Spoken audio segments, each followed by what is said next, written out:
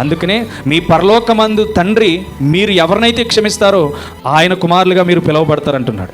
వారి కొరకు ప్రార్థన చేస్తారో వాళ్ళ విషయాన్ని బట్టి దేవుడు నిన్ను స్వతంత్రుడిగా మారుస్తాడు. పాపం చేసినంతకాలం చేస్తాం, తెలియకుండా చేస్తాం, దేవుడు క్షమిస్తాడు. తెలిసి మరలా పాపం చేస్తే దేవుడు క్షమించడు. అర్థమవుతుందా? పాపము అనేది మనం ఏంటో మనకి తెలుసు. ఆ పాపాన్ని మారనంత చెప్పు చేసాం, మారిన తర్వాత పాపం చేస్తే దేవుడు క్షమించడు. దానికి క్షమాపణ దొరకదు. అర్థమవుతుందా? దేవునికి ఇష్టానుసారంగా వాక్యాన్ని ఎప్పుడైతే మార్చుకుంటామో మన బ్రతుకులు కూడా మారడం ప్రారంభించబడతాయి. కాబట్టి భూ సంబంధమైన వాడు ఏం చేస్తాడంటే మత్తయి 6:1 చూడండి. మనుషులకు కనబడవలెనని వారి ఎదుట మీ నీతి కార్యములను చేయకుండా జాగ్రత్త పడుడి, లేని ఎడల మీ పరలోకమందున్న మీ తండ్రి యొద్ద మీరు ఫలము పొందరు. ఏం చెప్తున్నాడు మరలా? మనుషులకు కనబడవలెనని వారి ఎదుట మీ నీతి కార్యములను చేయకూడదు.